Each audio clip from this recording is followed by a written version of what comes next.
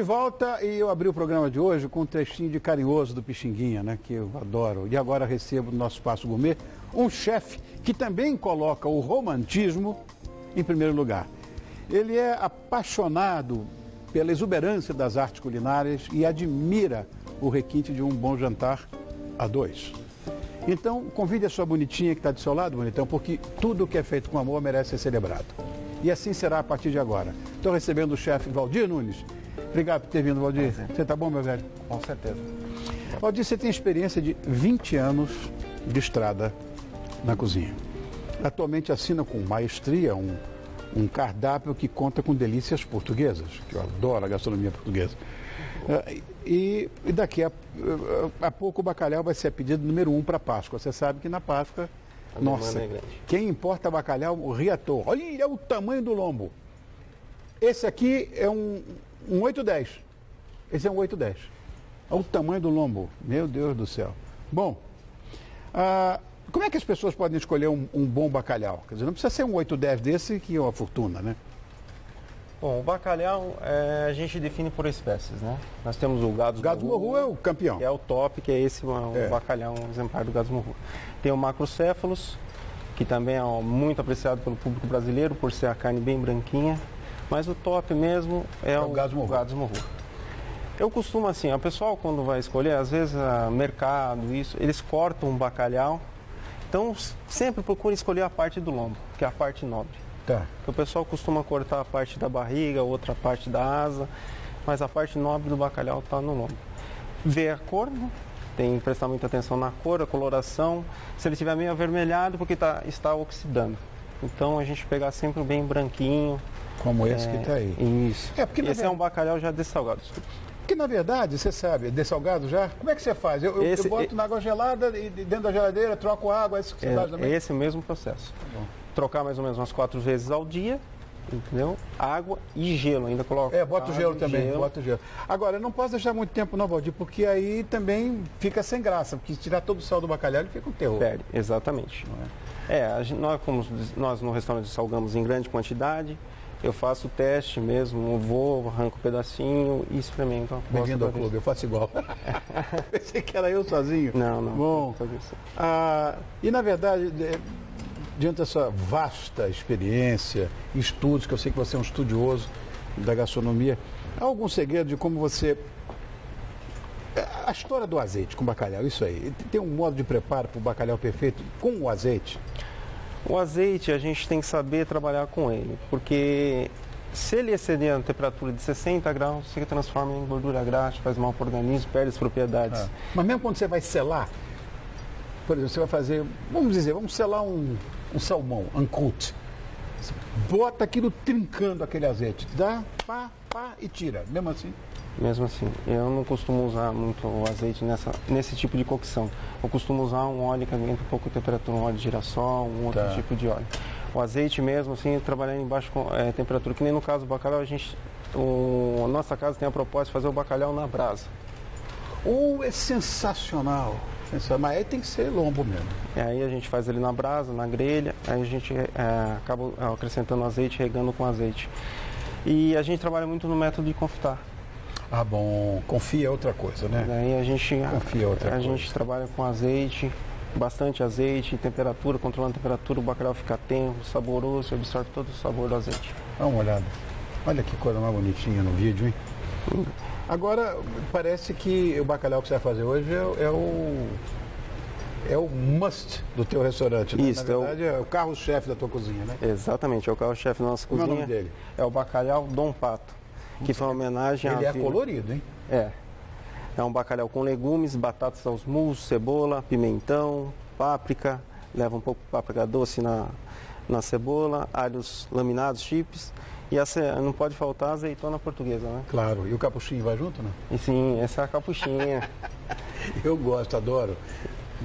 Adoro. Como flor o tempo todo. Para sobremesa, que coisa linda que você fez ali. Esta é uma invenção nossa lá no restaurante. Esse é o petit gâteau português. Perdão.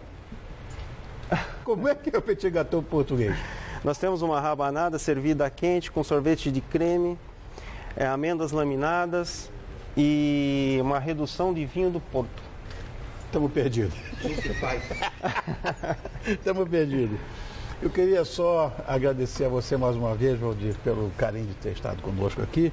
Que o chefe Valdir Nunes assina a cozinha do restaurante Vila Dom Pato, que fica na Estrada do Vinho, lá em São Roque. São Roque. Na Estrada do Vinho, quilômetro 2,5, em São Roque.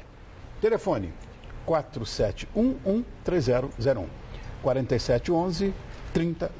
É isso? Exatamente. Obrigado, Valdir. Prazer é meu. A sua escolha, aqui está. Ó, tem que falar muito mesmo, porque olha, isso é uma coisa que tem que dar orgulho a nós outros brasileiros. Ah, o Rony é sommelier, fala um monte de asneira, de coisas complicadas. Não. Este aqui é a melhor vinificação de Chardonnay do nosso país. É o Virtude. Só para você ter ideia, eu já cansei de falar aqui.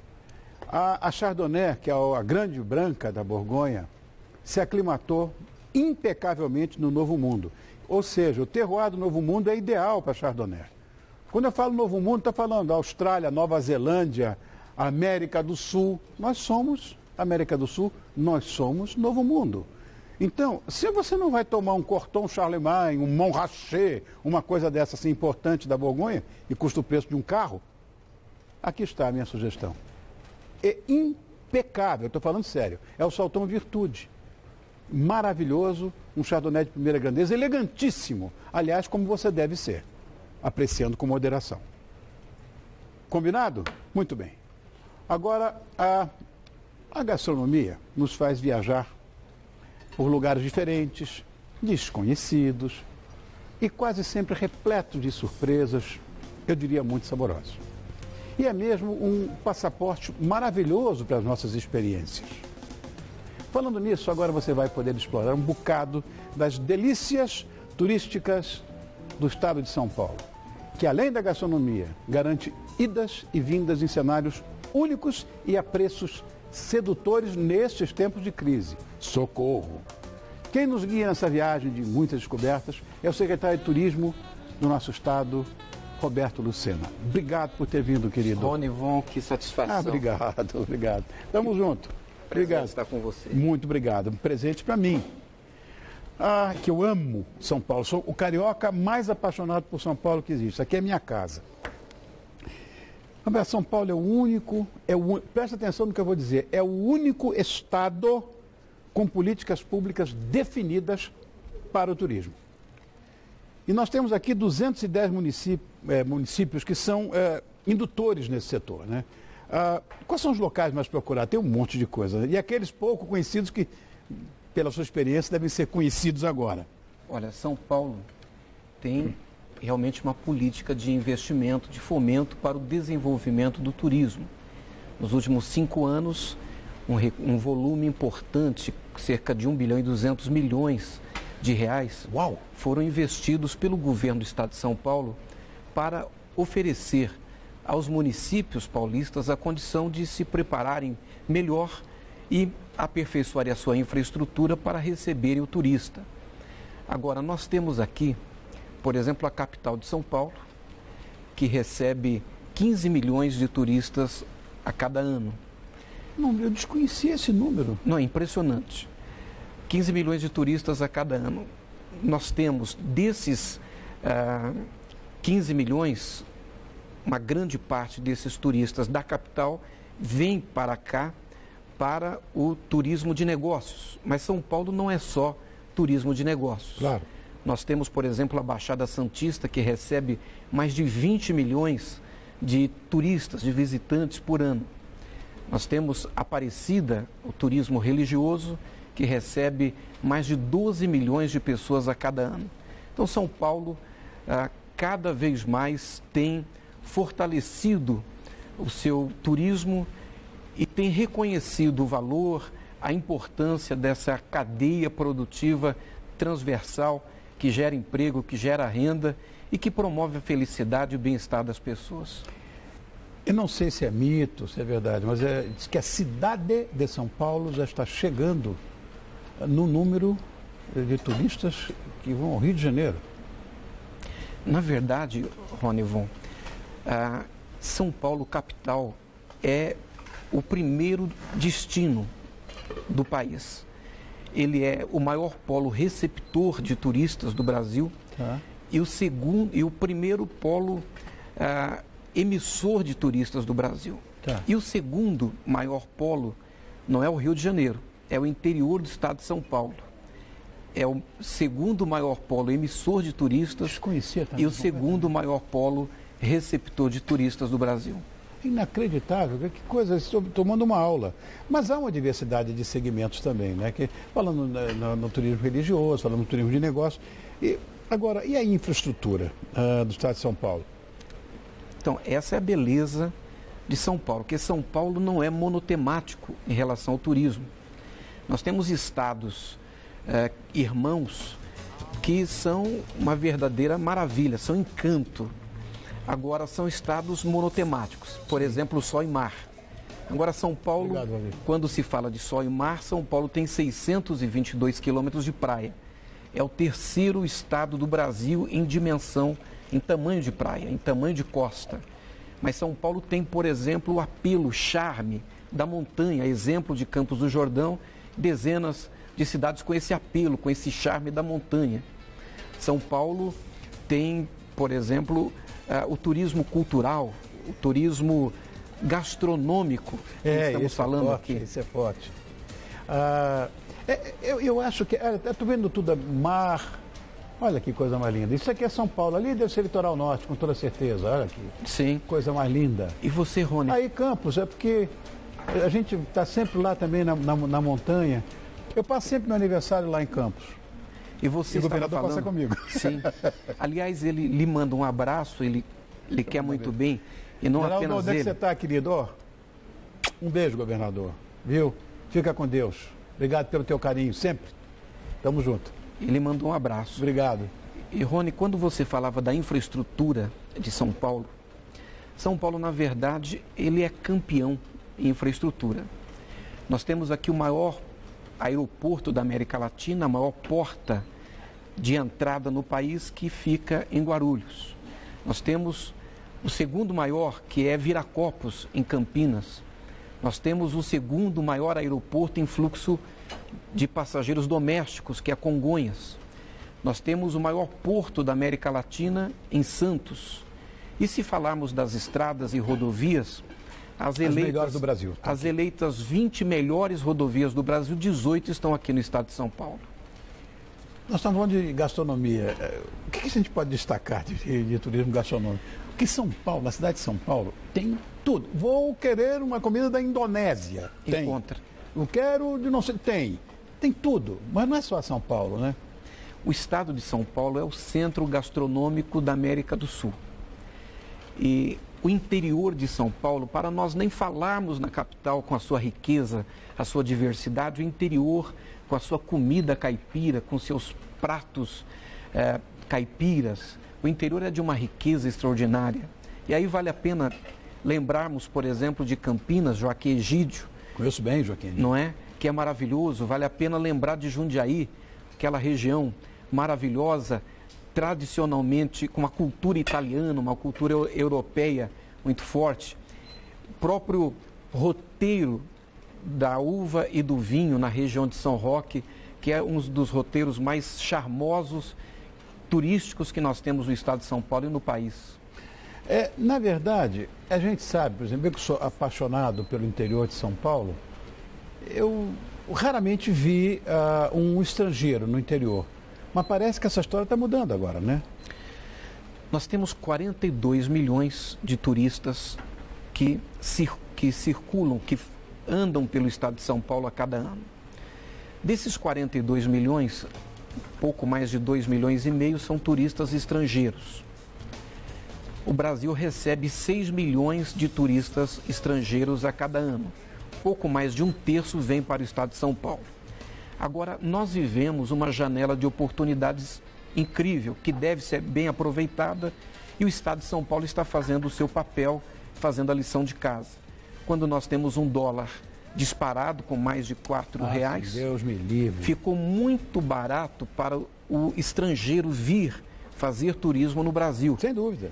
E ficou caro para o brasileiro fazer turismo lá fora do país. Nisso, o brasileiro está descobrindo o Brasil. E, claro, o Estado de São Paulo ganha muito com isso porque é um ambiente de uma diversidade, de uma riqueza muito grande. Agora, Roberto, esses filmes que nós estamos vendo aí, que passaram agora, que é um encantamento, esses vão, quer dizer, com toda certeza, na sua gestão, a sua assessoria manda lá para fora, para as pessoas conhecerem. Claro, claro. Porque é lindo. Isso é de verdade, não tem mentira nisso aí. Não. É verdade. Não tem maquiagem. Não tem maquiagem. Uma coisa que se fala muito, eu tenho um filho que mora fora do Brasil e de vez em quando eu estou lá com ele, lá no estado. Eles falam muito na tal da exploração sexual em termos de turismo aqui no Brasil, né? Como é que está essa situação, esse combate à exploração sexual dos jovens aqui? Veja, felizmente o Estado de São Paulo não é uma rota consolidada nessa modalidade criminosa que é a exploração sexual de crianças e adolescentes no turismo. Mas o governo do Estado de São Paulo está atento com ações contínuas, com ações que têm enfrentado, tem criado um ambiente de repulsa a essa modalidade criminosa e, frequentemente, a mensagem que São Paulo tem enviado para o Brasil e tem enviado para o mundo, especialmente às vésperas de um evento da grandeza, do tamanho, da expressão que são as Olimpíadas, é de que as portas de São Paulo estão fechadas para a exploração sexual de crianças e adolescentes no turismo. Nós temos feito esse diálogo com a sociedade frequentemente e estamos agora numa campanha para divulgar o Disque 100.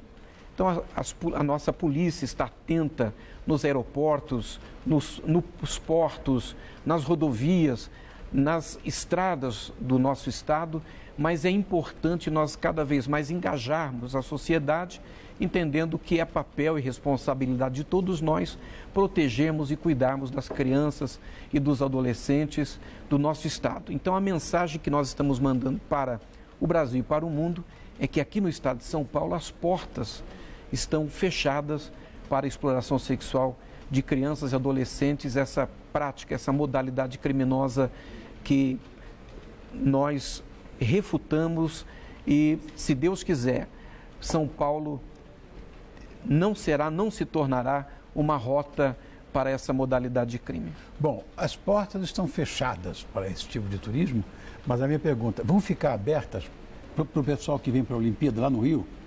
Será que vem gente para cá? Vem. Nós estamos fazendo um grande trabalho, há muitas, inclusive as seleções, há times que estão, que estão vindo se hospedar em São Paulo, que estão ficando em São Paulo, escolhendo as cidades paulistas para ficarem, vão para os jogos e voltam para cá. E há turistas que vêm de várias partes do mundo, se hospedam em São Paulo e daqui vão para os jogos no Rio e depois voltam para São Paulo. Ou seja, vai ser bom para a gente também. Sim. Uma viagem, eu acho que tem que ser muito bem planejada. Como é que está a questão de acessibilidade desses pontos turísticos do Estado? É uma luta de São Paulo. O Estado de São Paulo tem trabalhado frequentemente nesse tema. Nós temos na cidade de Socorro, por exemplo, um apelo, um emblema da acessibilidade no turismo. E nós temos exemplo de Socorro, já dezenas de cidades de São Paulo com essa preocupação. É um esforço do governo de São Paulo o trabalho para que cada vez mais as nossas cidades sejam acessíveis, não apenas para o turista, mas para o residente. É um esforço do governo de São Paulo tirar dessa prisão domiciliar esses milhões de brasileiros e paulistas que muitas vezes estão reclusos em suas residências pela dificuldade que a cidade tem de dialogar com eles. Agora, nós paulistas sabemos, me coloco nessa história, que a economia sempre foi o forte do nosso estado. Essa sua gestão, por exemplo, que os números eu não tenho nenhum acesso, eu não sei nada, mas isso tem crescido em relação ao poder econômico do estado? Ronivon, é impressionantes são os números do turismo. O turismo gera no estado de São Paulo 1 milhão de empregos diretos. Nossa. São 2 milhões de empregos indiretos. Sim.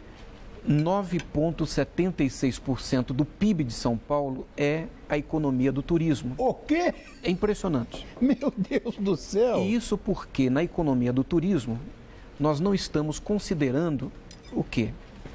Que o turismo é o maior consumidor de enxovais de cama e de banho do Brasil.